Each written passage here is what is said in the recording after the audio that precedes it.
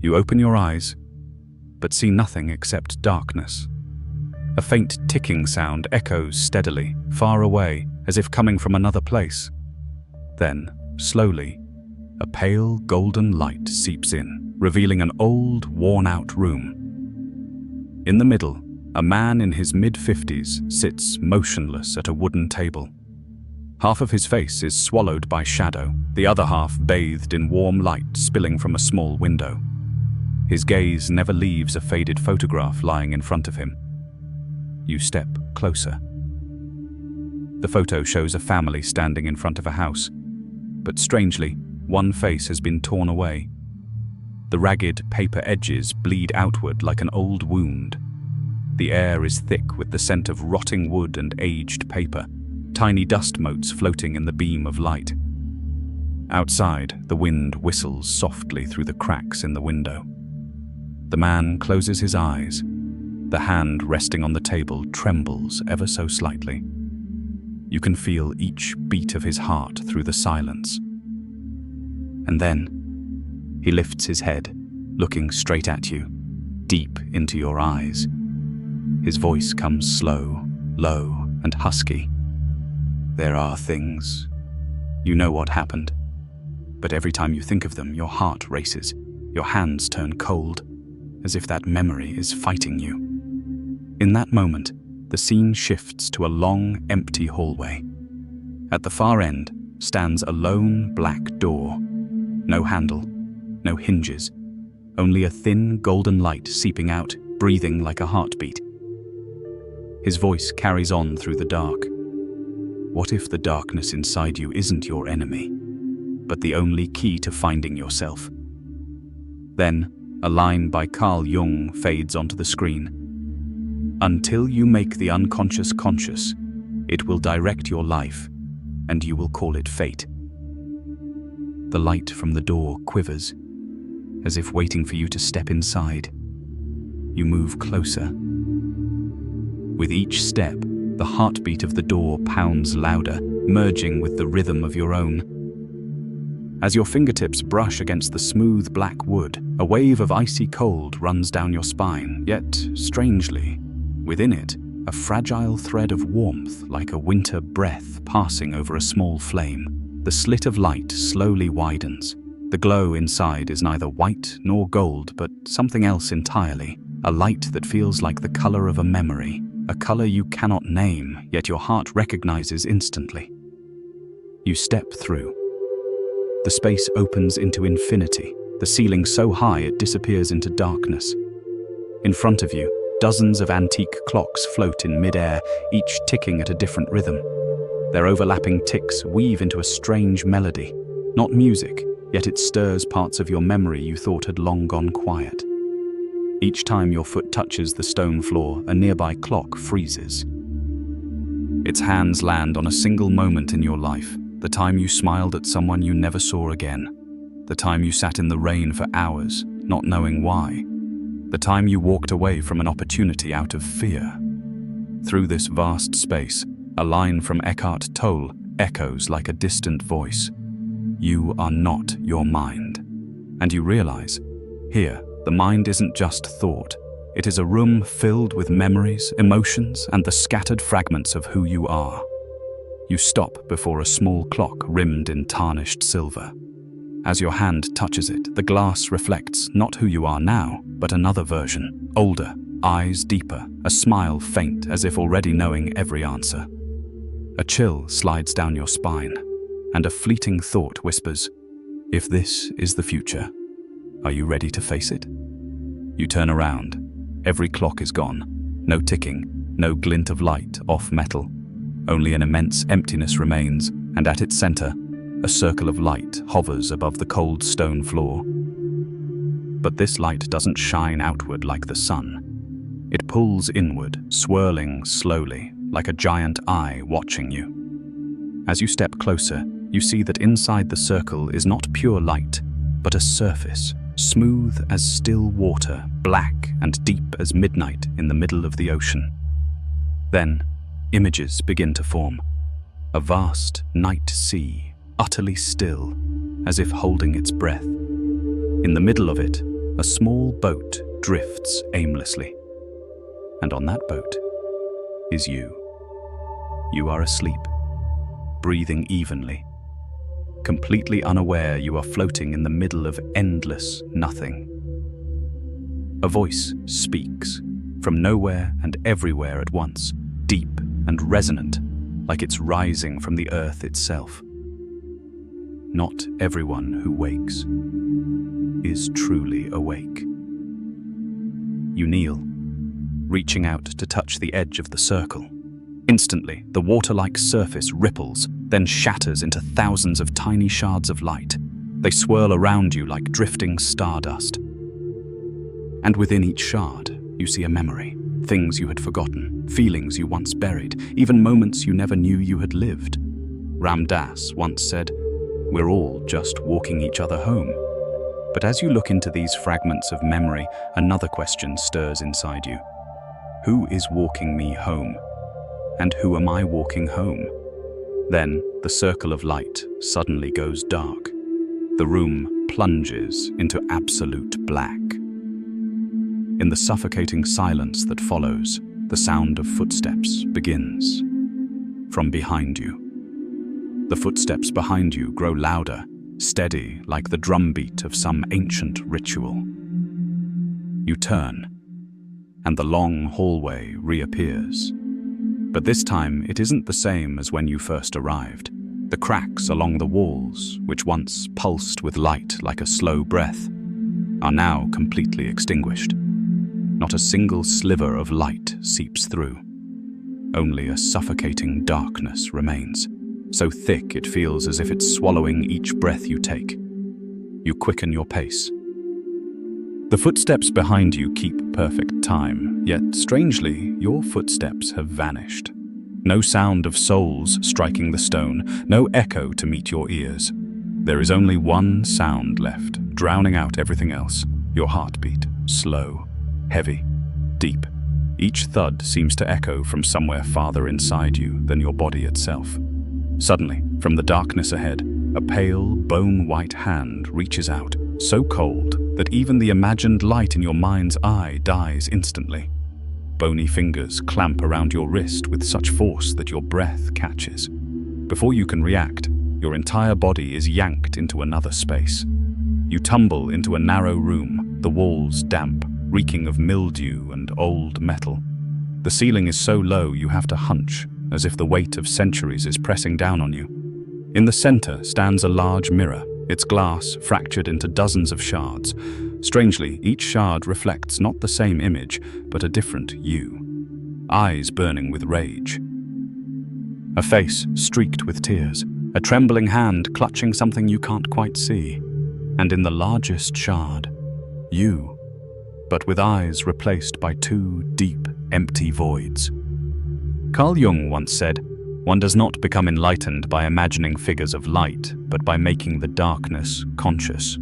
And in this moment, you understand, you are facing the darkest part of yourself. Not the one you've seen in dreams, but the one you've deliberately forgotten your whole life. In the mirror, your reflection tilts its head slightly, and the sound of footsteps begins again.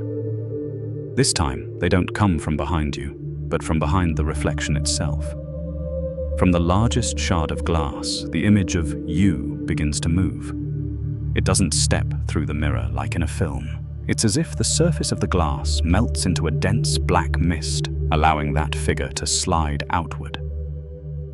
With each step it takes, the stone floor beneath its feet darkens, soaking up a liquid shadow that spreads outward as though the darkness is leaking from its very soul. The face is identical to yours in every detail, but the eyes are utterly empty, two hollows that swallow every trace of light, as if looking into them is staring into an infinite void.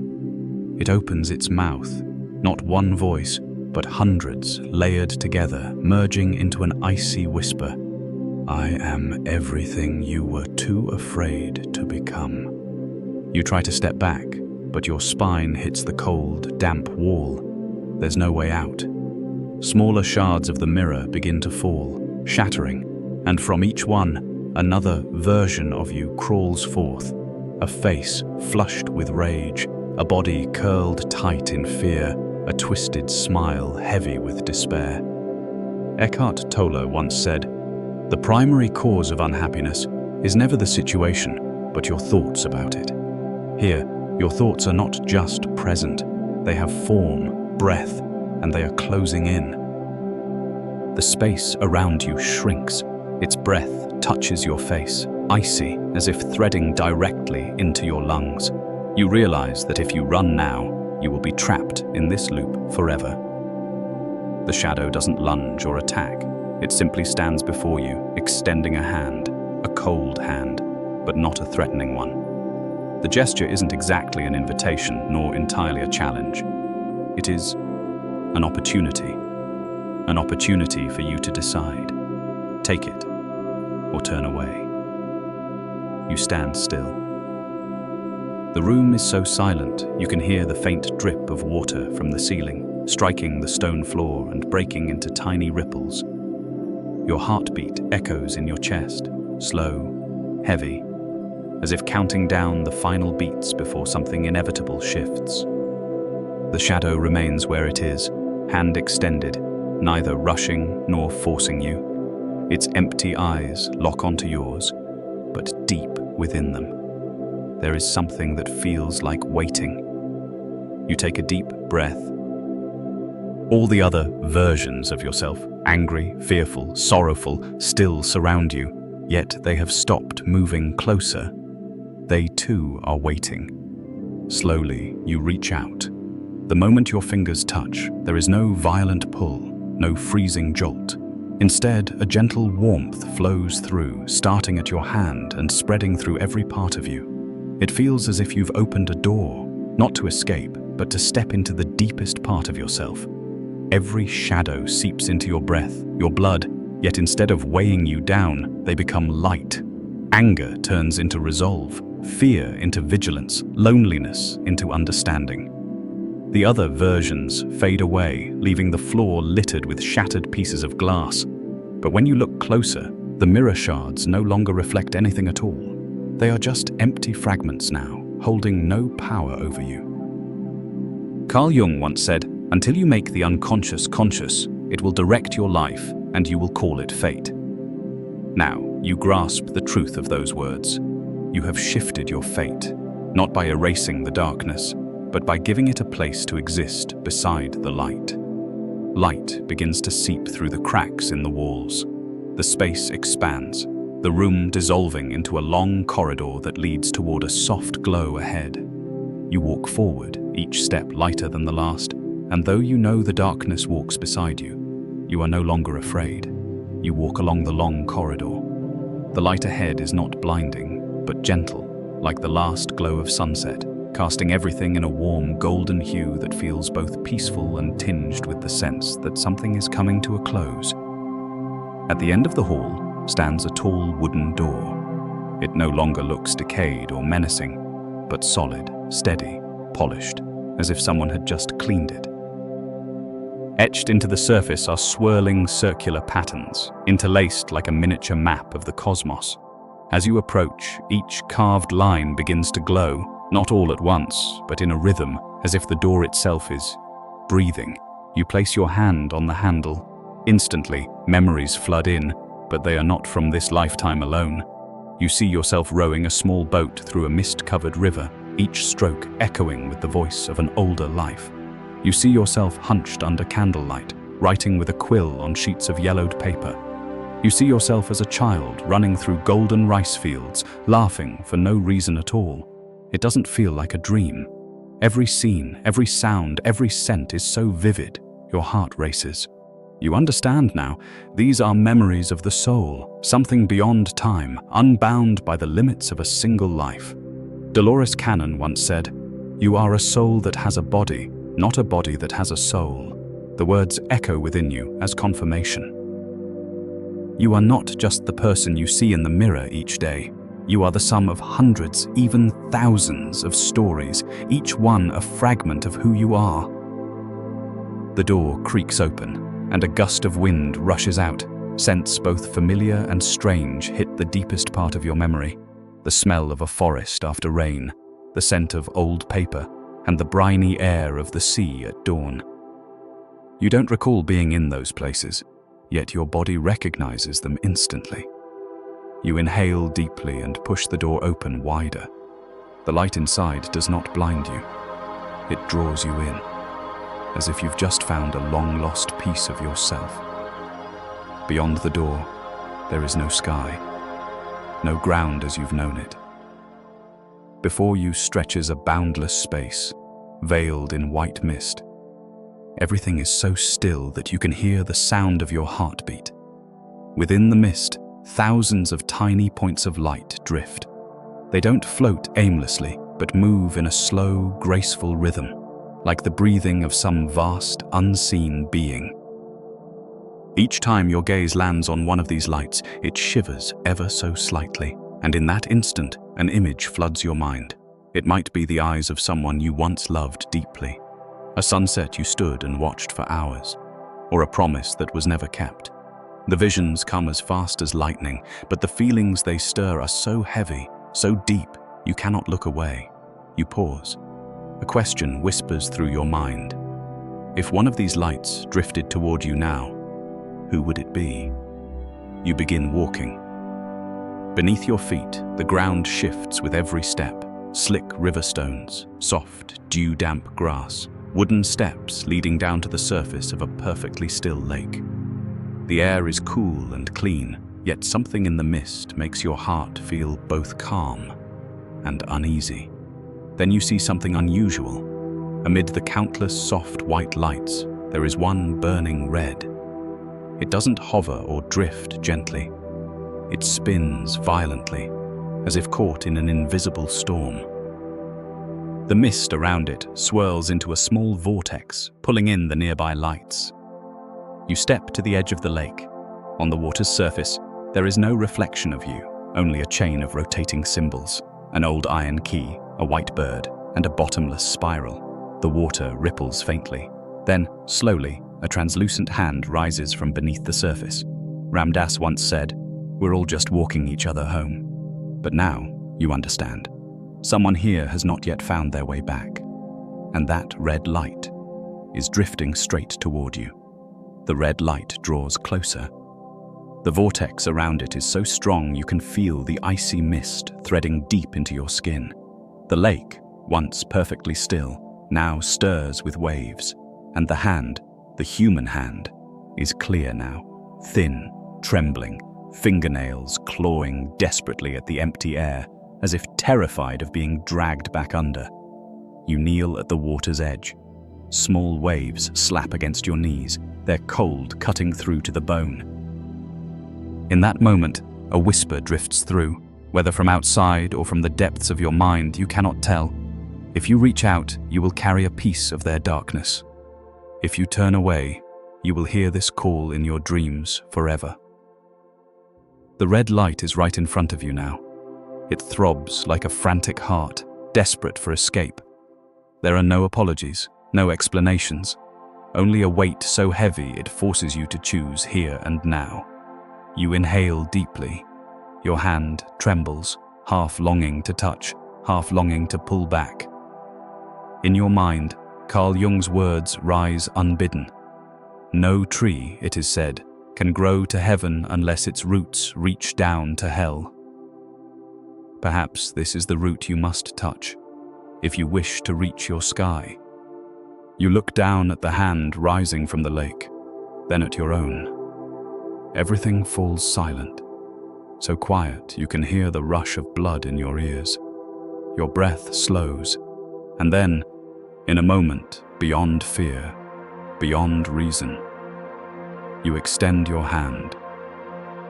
When your hand touches theirs, the red light shatters into countless fragments of shimmering dust. They swirl in a circle around you both, then slowly drift down onto the lake like rain falling upward. The water, once icy cold, begins to warm, spreading up your arm, then seeping deep into your chest. You pull the figure up, and as their face emerges in the soft light, your heart clenches. It is not a stranger, it is you, yet a version you once chose to forget. A hollowed face, eyes dark and heavy with 1,000 sleepless nights, hands calloused from gripping wounds too long. They say nothing. Instead, they place something gently into your hand, a shard of broken mirror. You lift it to your face. In it, you do not see the present moment, but a rapid weave of memories. The time you stood before a door of opportunity but didn't step through. The time you stayed silent in the face of injustice for fear of losing safety. The time you told yourself, "I'm fine," while your heart was quietly breaking. You want to look away, but you can't. Each image pierces through the shell you've built, forcing you to admit that everything you've denied is still you. Eckhart Tolle once said, "Realize deeply that the present moment is all you ever have." The words now pound in your chest like a drumbeat. Because you understand, if you want to live fully in the present, you cannot leave any part of yourself behind. You bend down and embrace this other you. There is no longer strangeness or fear, only a warmth spreading outward like finding a long-lost piece of family. As the two of you merge into one, light bursts forth. The lake vanishes. The mist dissolves. You stand amid a surging current of light, carried toward a distant yet achingly familiar place. The current of light carries you forward, gentle yet impossible to resist. There is no ground beneath your feet, no path back, only an endless ocean woven from millions of glimmering points of light like stars drifting through water. Each light that passes holds an image as vivid as reality. A child skipping barefoot through a summer rain. An old man sitting on his porch, eyes distant yet peaceful. A pair of eyes filled with longing fixed on the rising sun. You realize, these are not just your memories. They are the memories of all. Souls that once were, souls that are, and souls yet to be. They spiral together, forming a wordless symphony where every note is a story and every pause a lesson. There is no boundary between me and them, between past and future. Only one unending current that binds all together. Michael Newton once said, "Earth is one of many classrooms." And now you understand, every moment, whether heavy with pain or lit with joy, is a carefully placed lesson for your soul's growth. You listen to this symphony. The high notes carry laughter and the times your heart bloomed. The low notes evoke a sense of loss and the tears that once fell. But together, they form a complete melody. You suddenly realize, without a single note, the song would never be whole, just as without a single part of your past, you would not be the person you are now. One light, larger than the rest, drifts slowly toward you. As it touches you, an image bursts forth. A stranger standing in the middle of a sunset, their back turned to you. Yet in the soft, amber light, their shoulders feel so familiar it aches. A whisper unfurls in your mind. Are you ready to love even the parts you've never understood? The current of light carries you into a vast expanse where every point of light seems to converge. At the center hovers a massive sphere, radiant yet not blinding, pulsing like a heartbeat. With each beat, the space around you trembles, as if you were standing inside the chest of the universe itself. Encircling the sphere are countless memories, emotions, and truths swirling together, not scattered but woven tightly, like threads in a single tapestry. You see everything: sunlit days, rain-soaked nights, the laughter of children, the ache of loss, the quiet of waiting. They are no longer fragments, but one continuous story, the story of all. When your hand touches the sphere's surface, a warmth floods through you. Not the heat of fire, but the warmth of acceptance. And you realize, every question you've ever carried, who am I? Where did I come from? What must I do? Has always been a circle orbiting a single answer: love. Dolores Cannon once said, "You are a soul that has a body." And now, the sphere of light speaks those words, not in language, but in a direct, primal knowing. You see that you are no longer a small, separate being, but part of an infinite soul. Every boundary dissolves. There is no need to explain. no urge to hold on. Everything condenses into a single breath, and in that breath, you and the universe are no longer two. You are it, and it is you. Then the light begins to withdraw, not vanishing, but flowing into your chest like a seed planted deep within your soul. You know that when this seed takes root, your journey will never be the same again. And before the gentle darkness folds around you, a voice rises, soft as wind. We will meet again when you are ready. The light from the sphere has completely dissolved into you. When you open your eyes, you find yourself standing beside a still lake, its surface smooth as glass. There are no drifting points of light, no echoes of ancient memories. Only you and your reflection. But the reflection is different. The eyes staring back are deeper, more luminous, as if holding an untold story. You can feel it. A part of the sphere's light still lives within you, waiting for the moment it will reveal its secret. A soft breeze passes, carrying a scent unfamiliar to this place, yet so achingly familiar it tightens your chest. In the distance, the faint outline of a road appears, leading toward a pale glow on the horizon. That path both calls to you and warns you. Ram Dass once said, "We're all just walking each other home." Now the words come like a gentle reminder. You realize that no matter how dark or challenging this journey has been, you have never truly walked it alone. Every person you've met, every moment you've endured, whether harsh or warm, has been a mirror reflecting some part of your soul. You stand still, feeling the rhythm of your heartbeat. The seed of light within you stirs gently, resonating with the unseen footsteps of companions you have yet to meet. You know this is not an ending, only the close of one chapter, so another can open. You turn away from the lake and step onto the road ahead. No rush, no fear. Each step is a silent vow that when this seed blooms, you will understand why you had to walk through everything you once did. And somewhere, far away, yet impossibly close, a pair of eyes is waiting for you, still holding a question without an answer.